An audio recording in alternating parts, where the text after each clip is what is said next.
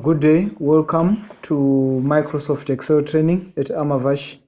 In this video, I'll be demonstrating advanced Microsoft Excel charts. And I'm going to start with the pyramid chart.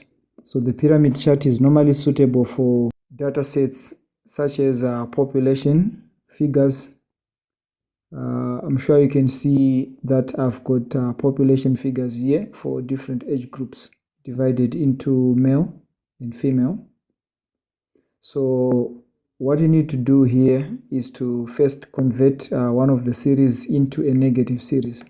So I'm going to insert a column here, and then I'll put it as male because I'll just convert the series for males into negative. So if I want to do that, I'll say equals to minus, and then I click the first figure there and press enter, and then I drag this downwards. I'm sure you can see that it's now negative because the negative is indicated by the bracket. So I'm going to use these three columns to plot a bar chart. So I'll go to insert, and then I go to bar or column here, and then I go to 2D bar, clustered bar, and then I select this option.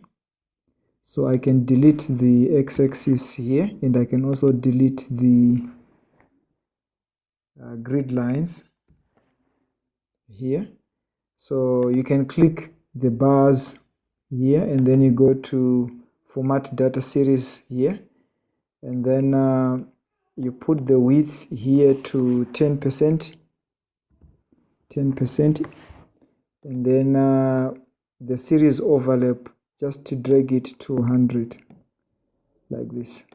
So you see that your pyramid chart will come out pretty well like that. Okay, let me just widen it up. Okay, so there we go. So now you can put the labels. So I want to label with the population figures. So you can click on the white space of the chart here, and then you go to chart design, add chart element, and then you go to data labels.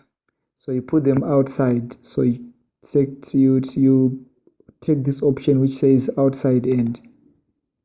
There we go.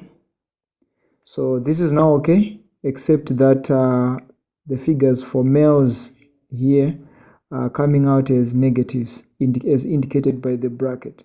So I need to change this. So just click the labels for males, and then you come under format data labels here, and then you go to label options, and then you remove value, and then you select value from cells.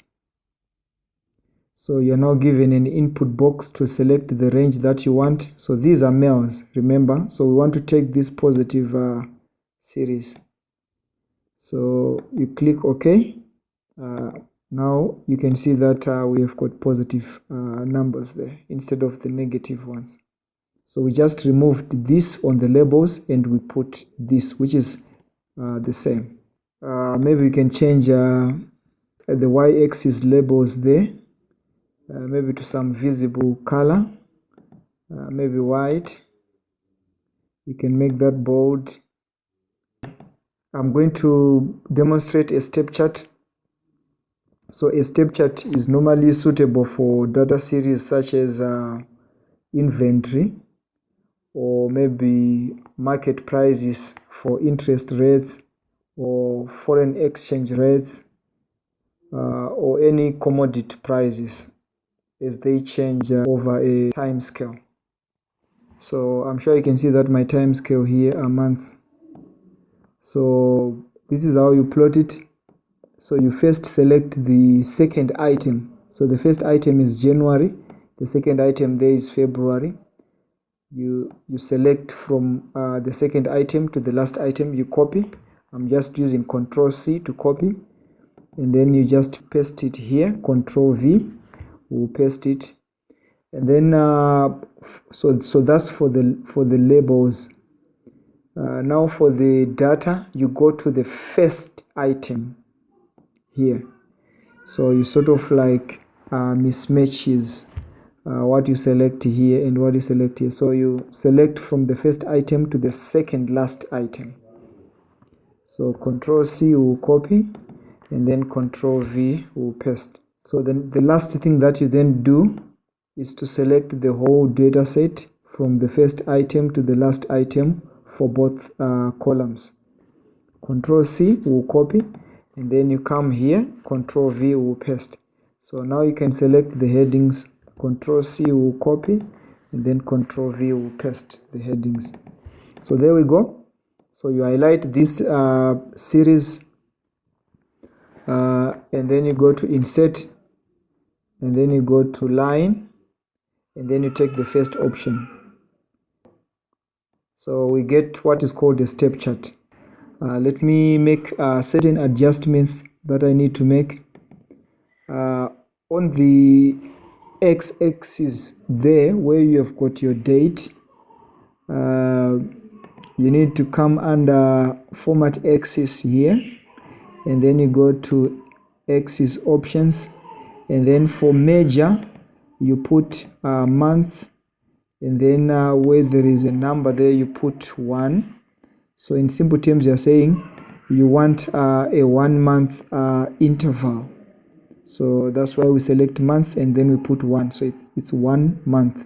This was inventory, and moving from January to February, there was a decline from 1792 to 1026.